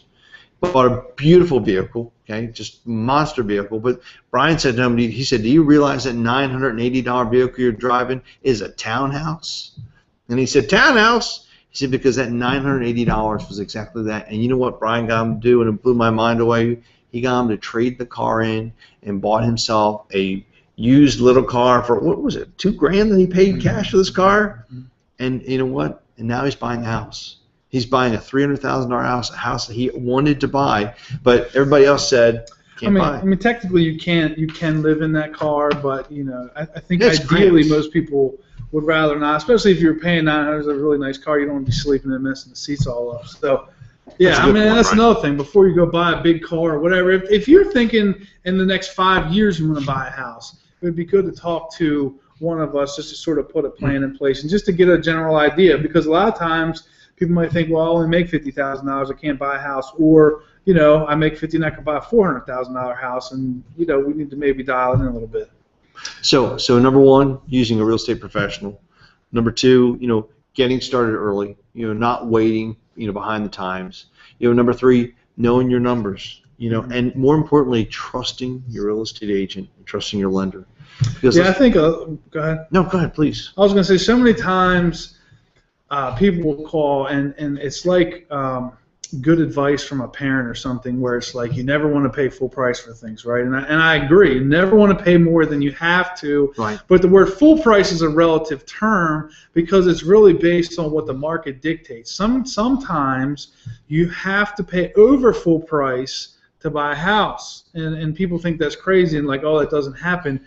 It absolutely does happen. There's certain markets around here and certain price ranges, like between this price and this price in this particular neighborhood. If you want to buy a house in there, you have to go over the full price, and you have to be willing to make a decision within 48 hours. Right. Well, Brian had a real good point the other day. We talked about this. He said the banks are now doing what are called teaser prices. I said, Brian, what's teaser price? He says it's where the bank knows that, the house is worth 180, but we're going to go ahead and put it in at 145 because we want to see what kind of excitement we can create. Mm-hmm. Because the bank doesn't have to agree to the price, do they? Right. So the bank goes in, they create this extremely phenomenal deal. They got multiple people bidding, and now the price is $185. Exactly. And so just because that is the price that the house is listed for sale or on the market doesn't necessarily mean that that's truly the value. That's what I like when Brian does. He does a lot of times he'll do a CMA, a comparative market analysis, to show you what the prices are for the neighborhood for this type of house going forward this time of the year. He's going to show you, what the demand is. One of the secrets, and I love this about Brian, Brian says, let's see the number of days on the market. Mm-hmm. And Brian showed me this trick a while back. Days in the market means how many days the house has been listed for sale. Mm-hmm. And he said, sometimes you might see a house that, is a phenomenal price, and it's been on the market for 1 day. Mm-hmm. What's that take, Brian? It's getting ready to sell. And then, generally you think of a house that's been on the market 300 days, what do you normally think? That house is negotiable. Well, not only that, there's something wrong with it, right? I mean, why has it been out? There's something wrong with it, or it's priced too high, or whatever it is. But when it's priced right, in some situations, it makes sense to come in $40,000 low. Most of the time in today's market right here, that's not going to be the case. So, trusting your real estate agent to set the price, I think, is really wise. And then, through the process, taking some advice, because we're really here to look out for your interests. Correct. Our job is really to protect you throughout the contract, to explain things to you. And the other thing, Tim, is trusting your lender. Yeah, and Brian nailed it right there. Here's the thing, and I tell everybody, we are here to help you. And Brian nailed it right there. Do I get paid if we don't buy a house? No. No. Right? So we want you to be happy with the process, 100% satisfied. It's repeat referral clients. And what it comes down to is you can really tell us anything. I mean, our job is to guide you, to tell you, is this going to work or is this not going to work? And I used to be a lender before I was in real estate, and they changed some of the rules. I believe it was in 2010, and they kind of clamped down on the way that mortgage lenders set the price and the interest rate. And there was a time where your interest rate would dictate how much money the mortgage lender would make. But they passed a rule basically that says that it all kind of has to be uniform, that a mortgage lender will offer you different interest rates, but they'll have different costs. I don't want to make this too complicated.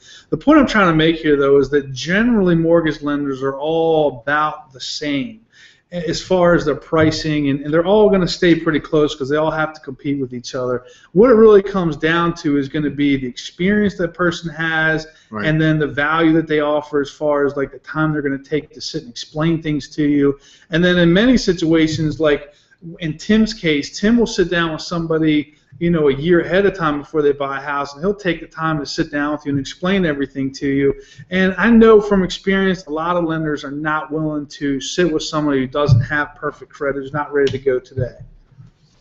And Brian, that's an excellent point. I mean, that's what it comes down to. This is your number one biggest investment you're ever going to make, mm-hmm, and you really want a professional. It's like, do you go to the lawyer who has never been in the position before, doesn't understand the market, doesn't know how to present the case in front of the court, or do you want somebody who's going to defend you to help you, get proper representation? Do you go to the doctor who has great experience, or do you go to the witch doctor who may not have that experience? And truth be told, there are lenders and real estate agents who have a lot of experience who only want to deal with perfect credit, well qualified. And one of the reasons why we're making this video, and we're talking about first-time home buyers, is I know from experience, and this is one of the reasons why I choose Tim Murphy as my preferred lender, is because Tim will take the time to sit, and I'll do the same thing, to really understand your situation and put a plan in place for somebody who's not ready today to buy a house. And I think it's the key to the whole process. Knowing the plan, having a strategy in place, knowing your numbers, working with a professional. Mm-hmm. That's the key. Right. And well, I hope this was helpful for you guys today, and we'll see you soon. Have a great day. Good. Everything is good. Awesome, man. Let's go with the next one. All right. Dude, I have until midnight tonight.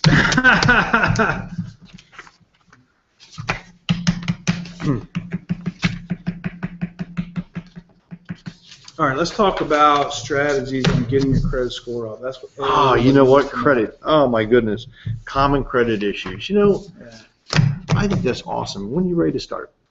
Well, let's just discuss it real quick because we could talk about this for 3 hours. What I have found is, and I always use this little joke about, listen, I'm about to tell you advice from the devil, but I need you to hear me out. I'd say you need to get credit cards because Brian, credit cards. You're the work of the devil. I got rid of all my credit cards because I got into trouble. I don't want to do it again. That's what I hear over and over and over again, right? Oh, it's crazy. And I just did this, the other day. Is like there's about 5 or 6 different credit card companies out there that charge you money up front. And what I tell people is it's a means to an end. If you really look at the big picture here, you're trying to borrow $250,000, and for you to invest $500 now, I mean, it's a no-brainer. It shouldn't be a hard argument for me to make. And yet. Yeah, it's a little tough sometimes. But at the same time, my advice for getting credit up has always been the small credit cards, because even if you get a car and you pay it off, that stops the whole thing. So, and everybody, I mean, that's one of the number one items is the lack of revolving credit. That's the number one item. Right. All right. And then the number 2 is, I always use this. I had a funny way I used to say this, but basically, the first thing people do when they pull their credit is they start paying all these medical bills off, and then they call me and they're broke because they spent all their money on collection agencies and they have no money now to then go back to buy the revolving credit. You need $500. Mm-hmm. You know what I mean? So I think the number 2 mistake, and you can correct me if I'm wrong, sure, is paying any kind of collection without talking to a lender first. Is it okay to have late payments, Brian? Is it okay to pay your credit card late? If I'm going to pay the whole thing off next month anyway, can I just skip this payment? No. But paying a collection without talking to Tim. It's huge. All right. All right, what's number 3? As far as getting your credit score fixed. Okay, so you're looking at credit score fixed. It's paying down credit cards, revolving balances, keeping those balances low, having the active credit outstanding. It's making impacts on collections. Those are the 3 major items. And it's not paying your bloody bills on time.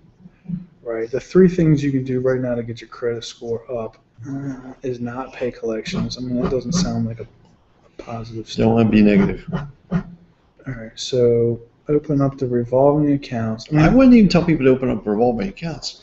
What if they already have revolving accounts? Should they close? Well, number one is have your credit flow. Was call Tim. Let's see what's outstanding first and foremost. But if people, because they want to watch this, we need to give the value of giving them the answers. So I think revolving credit would be the number 1 answer. But somewhere in there, paying collections is always the biggest.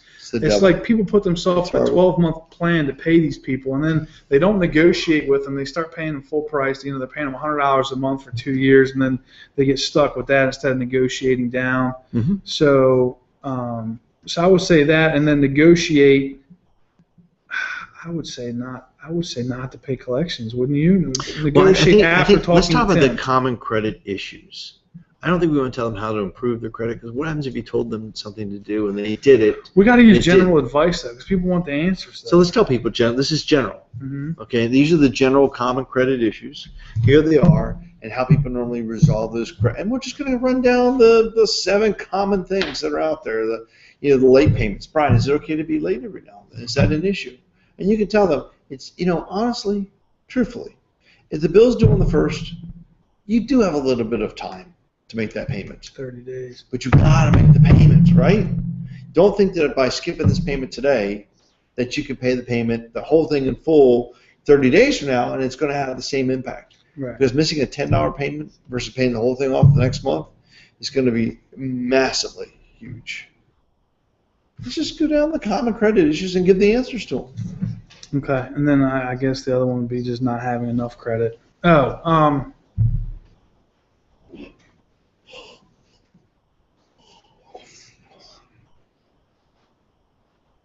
Closing current accounts?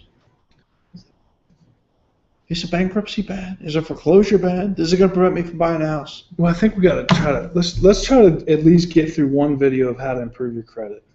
Okay, that works for me. All right. Hi, it's Brian Mayer from Remax One. Tim Murphy from CNF Mortgage, and Brian, we've got a major item to discuss today. Everybody comes to us and says, the major questions they have is how to fix my credit. Right, and first to tell you, these are just general strategies.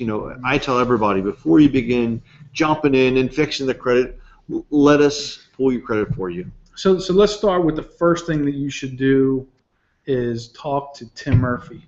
Well, and thanks, Brian. I mean, realistically, we want to get you a copy of your credit report. We want you to be able to identify the challenges that are on there, because Brian, there's errors sometimes. It's simple errors that may be mistakes. Maybe it's a junior or senior items that you could have removed. So pulling your credit, Tim, is essentially like we use like this medical analogy of a triage, and they say, trying to see, it's getting a little bit late, but a prescription without a diagnosis is malpractice. Wow. So if you went to your doctor and he just gave you a prescription and start taking these pills and didn't really take a look at what was going on, he could be sued for malpractice. I think we're going to use the same sort of concept here for getting ready to buy a house and fixing your credit.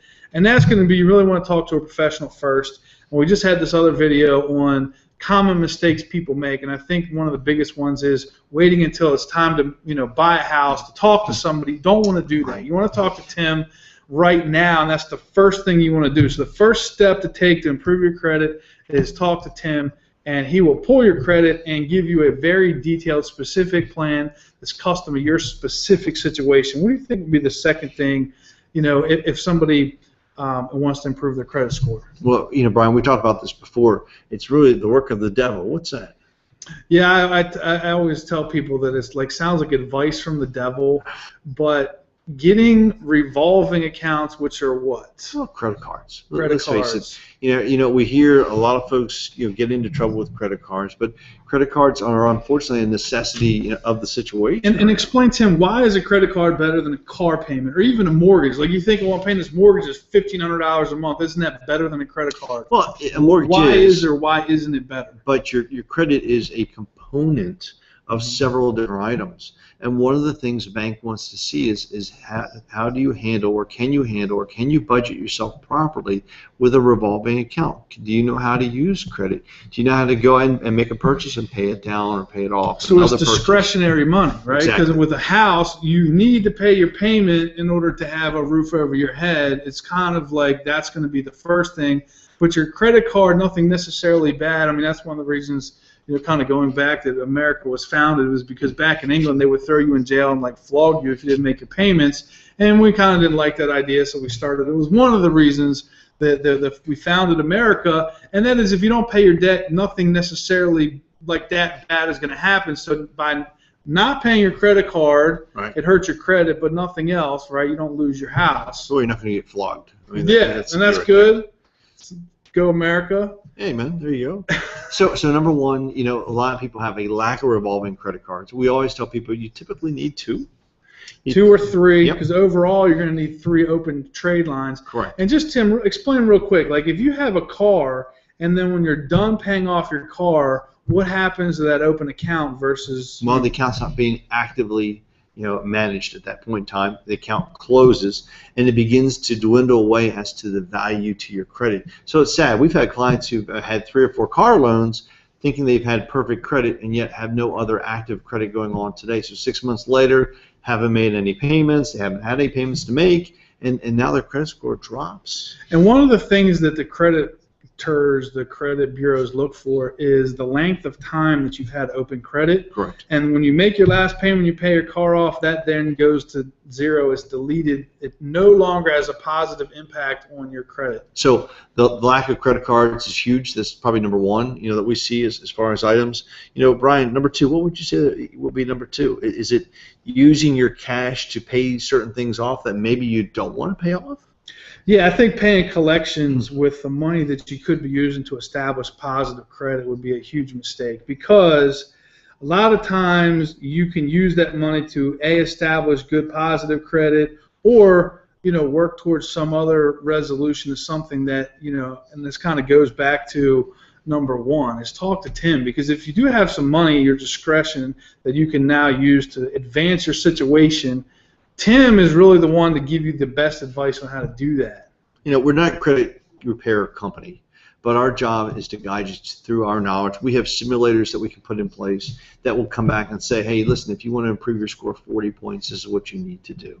If you have certain resources we've identified as a lack of revolving debt, or maybe you haven't, this is kind of crazy, used your credit in such a long time, we may say, hey, it's time to go out and get that little piece of jewelry, you know, or something of that caliber for somebody special. But we're going to show you what you need to do. So it's A, lack of revolving credit, B, lack of active credit, and really C, paying the wrong things off. And Brian's right on the money. We've seen clients who we've started who've been in the 500s, and we've had success stories where we've gotten started from 500s, and by taking care of their credit, by taking care of some issues, by paying some credit card down, by positioning themselves well, have brought their scores high enough to be able to make that purchase. Yeah, this is a true story. I had this one lady one time, and she wanted to buy a house, and a year ahead of time, she didn't talk to me, but she talked to somebody, and she got 4 credit cards.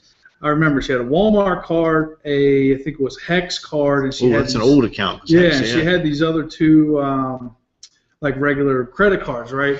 And when she called me, she had a 606 credit score, which is below the minimum for this program that we had. Right. Now, altogether, and I remember this very vividly, she had $2,300 in available credit between all of these credit cards. And 2 of the small credit cards were maxed out, and the other one was like in the middle. So she took 7.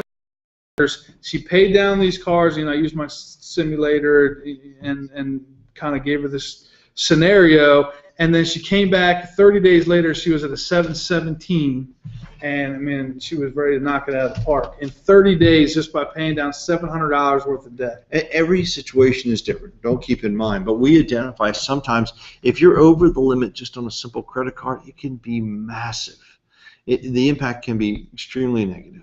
So every situation is different. You know, we can give you the guidance and our experience of knowledge of what can be done. We can run things through simulators to show you what potential impacts can happen. But Brian's right there. He's right on the money. You can use the wrong money to do the wrong things. And you always want to do the right things. You really do. We've had clients, and I'll give you a real funny story. You know, we had a client who had a $3,000 limit, only owed $300 on his credit card, and said, you know what, before I buy a house, I'm reducing the limit from $3,000 to what I owe, and I'm going to say I'm capped off at $300. Kind of tightened down his budget, right? Exactly. And Brian, you know what happened? His score dropped. There he is now. He's probably calling me saying, hey, what the heck? It's time to buy. But his score actually dropped. Brian, is that him? Who is that? Hold on here. This is the missus. Hey, love, how are you? Good, I'm in the middle of filming. Can I call you back? You're going to take a break now.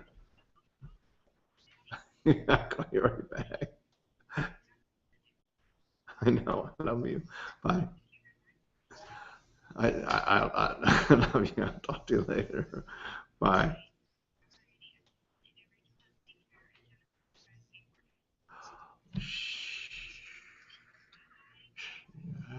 Okay. Love you. Bye. Now that's an example of a call that's going to be very interesting. Well, what's wrong? All right? Everybody's cool. It's not a matter of situations, but remember I said earlier that I have some kids in college? Well, my wife just called me and said that my one daughter has pink hair. I thought, well, that's not bad. And then the other daughter, I have twin daughters, she broke her phone skateboarding. I'm like, oh, her phone skateboarding? Yeah. There's her phone on her head, man. I know, but you know, 3 kids in college and 1 in grad school, brother. Is that like, you ever heard that one about that lady sends a letter home to her parents? Oh, I love that one. The bikers. Yeah. Yeah, yeah. She got to see at the end of it. Exactly. And she said, I got to see in my history class. Everything else I said was just pretend. But I'm doing really good at my English fiction class. I did see that. We going to retake that? What are we going to do, man? Or I think we were pretty much, you know. She broke her phone. Damn, I don't have phone insurance. She went through her 3rd phone. I just bought an iPhone off the side of Valerie's phone. Yeah. $100. Where'd you get that? Craigslist. I don't know how to do Craigslist. Just go to Craigslist.org and type in iPhone, and it was an iPhone 4, and our phone had broke. Oh. And it's like, hey, he wanted 125, so we take 100. And whoa, Trump. So I said, I'll be there in 15 minutes. I'm down. I said, I said, where are you at? And he says, he was in right over there, somewhere where you live. It was over there on the other side of the Benedict Bridge. Mm-hmm. And I said, I'll be there in 15 minutes with the money. He says, all right.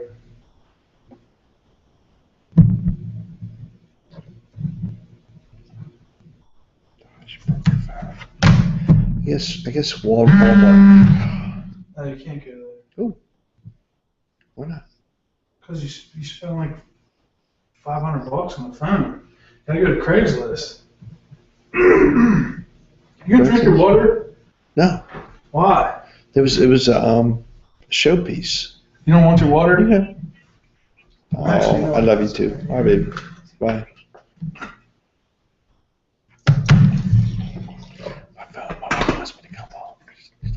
Yeah. I think we're good. Do you want to finish up on the credit one? Um, Now, where is this one? Is this one tied into that one, or is tied yes, into this is here. Wow. This is where we're still on the internet. If anybody's watching. Those people have tuned out by now. I'm just gonna guess. But since it's two of us, let me zoom in a little bit. Get a better shot. This is nice. I didn't know that phone worked. No, I didn't know that camera worked that well. What, that? Yeah. Yeah, no, it's real good. As a matter of fact, I could even, now it's just the two of us.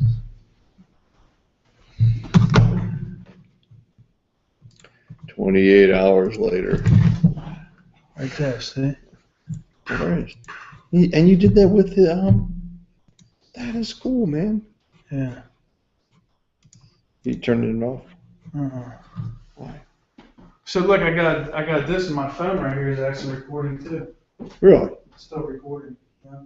I'm up to 57 minutes. How about this one? Yep. We've been here for two hours. Really? Dude, we started at 7. It's 10 of 9. Really? Yeah. Well, that one's only been recording 58 minutes. I don't know what happened. Maybe it's at slow speed. And one. Okay. So ultimately, Brian, it comes down to is this. Every situation is different. That's the only thing. The whole credit thing all over again?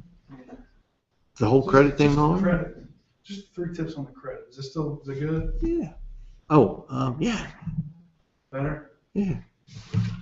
Is your head chopped off? Yeah. Well, Is that better? no, it actually looks better because my hair was crazy anyway. So it was actually Is that better. That's fine. That's perfect, Hank. Yeah. See, that's a much better looking shot. That's huge, man. I love that. Yeah. That's. Hi, my name is Tim Murphy. I'm here with CNF Mortgage Company, and today I'm with Brian Mayer. Brian, man, what's going on, brother? Good afternoon, evening, everybody. I'm Brian Mayer with Remax One. So, Brian, you know, one of the biggest questions we have are, what are the biggest mistakes people make with their credit? Or how can I improve my credit? And a lot of people are too scared to call a realtor or a lender because they're afraid that they're going to get told, I'm sorry, you can't buy a house because you don't have good enough credit. And it makes sense. I mean, people are intimidated by people wearing suits and ties, and you know, they don't want to have to come in and basically be told, I'm sorry, you've made all these mistakes, and you know, you're not going to buy a house. Right. It's uncomfortable. It's uncomfortable, or they're really scared that, you know what, it's going to be a $395 fee up front, and then $600 every month, and we're going to get you started. Yeah, that's true. Like we don't have any programs. You know, as a realtor, we don't charge you any money to buy a house ever at all. And then as a mortgage lender, you know, your fees are paid when you go to settlement. So you don't charge an application fee. And in fact, if your lender asks you for an application fee or some kind of funds up front, that's not a good sign. It really isn't. You know, it to me, that comes down to, you know, the trust strategy. Right. You know, they don't trust you to stay with them. I don't get that. But anyway, today we want to talk about credit. And really the 3 biggest mistakes that people make about their credit and how they can improve it. You know, and these are, of course, generalities, because we tell people the number one thing is to always, you know, to give us a call. Let us pull your credit for you. So let's start with that. Let me interrupt Tim here. That would be the number one thing that you should do to get your credit fixed, is understand that Tim and I both work with a lot of first-time home buyers, and we worked with a lot of people that weren't ready the first time we spoke to them. And it's okay to call, and it's really the right thing to do to call. And ultimately, you're going to speak with Tim, who's going to pull your credit and put a custom plan in place. And we could go on for 20 minutes about all the reasons why it's not good to go out and do this and try to figure it out on your own. But I think the analogy that I like is, if you were to go to the doctor and the doctor were to just hand you some pills that would be a diagnosis without an analysis, and that would be malpractice. Oh, huge. No question right. about So you that. wouldn't want to go to your doctor. No. So you also don't want to, show up and try to buy a house and not have been given any good advice. So the best thing to do is to call one of us and ultimately have Tim pull your credit and put you a specific plan, based on your specific situation. Right. So let's get the credit pull first, and let's identify. We get clients that call us and say, "Oh, my credit's horrible." And Brian, they can buy tomorrow. Yeah, that's true. I mean, the other thing is a lot of people think it's a lot worse than it is. Right. One of the huge myths is that for most people, a 650, a 750, and an 850 credit score generally has little, if any, impact on your interest rate. The different loan programs, have different impacts, but for the most part, if you're at about 640 or over, you can get most loan programs.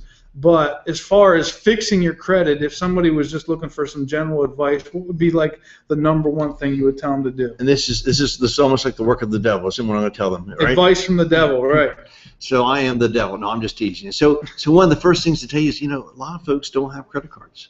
And Brian, that's one of the major mistakes. Everyone has to have a certain amount of active revolving credit, which means having 2 or 3 credit cards. Mm-hmm. Now, it doesn't mean that you have to use them and owe $1,000. We don't want you owing massive amounts of money. But it is important to have active credit cards that you are using, keeping very low balances. That shows that you are responsible and that you can handle your debt. Because it's one of the things that greatly affects the score. Probably one of the number one things we see is either A, lack of revolving credit, or B, the proportion of credit to balances. Because let's face it, you could owe $1,001 on a $1,000 credit card and your score is going to be in the tank. Or you could turn around and pay it down and pay it from $1,001 down to $1. And Brian, what's going to happen next month? Score's going to shoot up Tremendously, and we've had that experience with clients. Mm-hmm. So the number one factor is lack of revolving credit cards. And talk about, Tim, real quick, the difference between a credit card and, say, a car payment. Why is it advantageous to have a credit card? Because we talked about why, advice from the devil. A lot of people don't want to tempt themselves with getting into a situation where they feel like they need to use the card. Right. Now they're kind of like under the thumb. Sure. A couple myths. One of the myths is that a $50,000 credit card, or just use a general one, like a $5,000 credit card is way better than a $500 credit card. Well, you know what, Brian? It really comes down to how much you owe and spend on that credit card. Because I've had clients, and to give a real good example, we had a client the other day who had a $5,000 credit card. He wanted to get ready to buy a house. He owed $500 on it, and he said, before I buy, Brian, I'm going to go ahead and just drop that credit limit down from $5,000 to $500 and make it happen. And by doing so, he dropped a score of 50 points because his use to the available limit was maxed out. If he had left it to that $500 balance and that $5,000 limit, 10%. and Which is ideal. Huge. Right. It really is. So that's what's most important. We want to look at your situation and your circumstance. And the points we're giving you today are more general ideas of what you can do to improve your credit. So lack of credit, number one, is huge, right? And proportion of balances, number two, is huge. Brian's talking about car loans versus revolving accounts. The difference is a car loan has a defined period of time. Now, having one is phenomenal. But once it ends, once you've paid it in full, that record is no longer active, and it's going to slowly diminish in its value on helping your credit. Where a credit card is indefinite. I mean, I've got a credit card that I've had now for 22 years. They treat me right, I treat them right. My point is, I use it, I pay it off. I use it, I pay it off. I use it, I pay it off. And so by having that activity, it's done phenomenal for our credit scores. There's no question about that. So lack of revolving credit, balance to what you owe, having sufficient credit cards and debts. Brian, what about paying off collection? Is that a good thing? One of the things that I see very often is when people decide that they want to make a decision to buy a house, and the first thing they want to do is they go to like pullmycredit.com, and then they see that they have medical bills. Seems like everybody has medical bills. And around here, tickets in D.C., right? Oh, no, the DC cameras tickets, call them, and then they get the thing, and they don't want to pay for it, right? So everybody's got medical bills and maybe a few D.C. tickets. And the first thing everybody wants to do is take what little money they have, maybe from a tax return, and start to pay these medical collections. And what people don't understand is, A, it's not necessarily going to help your credit, and many times it can actually hurt your credit. Tim, you want to explain why? But what happens, and this is a misconception that's out there, people think about, you know what, I've got these collections, I should pay them off. And let's just be clear real quick, Tim. We're not telling you not to pay your bills, just kind of get that out of the way. Right. But let's say you've had a medical collection that was, you had some procedure done, and there was a $100 bill that you missed or was missed, and it's been sitting there since 2009. Now it's 2014, 5 years ago. It's what's called dormant. Now, we might want you to pay it off, but not in the home buying process, not in the very beginning, because the account is dormant. It's like a dog that's been sleeping and lying on the rug. And the minute you pay it, you have awoken the dog or awoken the account. Now it's not a dormant account, it's an active account. And by waking up that account, you have now caused it to be shown on the credit again as an active collection. And that can have a negative impact on your credit. So we want to identify the right things to pay. And we might tell you, hey, you've got $500, don't pay the collection off. Let's pay a car loan. And Brian had a good point earlier, which is not every account has to be paid. Right. There are certain programs that allow certain minimum medical expenses that can be left outstanding. So before you jump in and begin to take all these steps, number one thing to do is call one of us and eventually get your credit pulled. Get your credit pulled so that you can put a plan in place. And really, kind of going back to the analogy here, Tim is the surgeon, and his job is to really get in there and find out exactly what needs to be taken out, what can be left in, and what's the best way to put you into a house with the least amount of effort, right? Least amount of money. So hopefully it'll pay off in the end. Mm-hmm. There you go. Well, great seeing you guys as always. We look forward to talking with you. Thanks. Thank you. That's good. That was easy. See, brother. All right, what do we need to do to help you put this together? Oh, nothing. I got it. Sure? Yeah. I'll put all this in my office upstairs. We'll help you do that if you want me to help you real quick. All right. Take 2 minutes. Dude, your setup is amazing. So yeah, it's pretty wild. How did you learn to do all this? I'm dead serious, Brian. It's just impressive as hell. It really is. Well, this was all initially bought and paid for by China. My goal was to work on the internet. People are still there. All right, internet people, that's it for this evening. Thanks for joining us. I'll have this out live and I'll email it to you.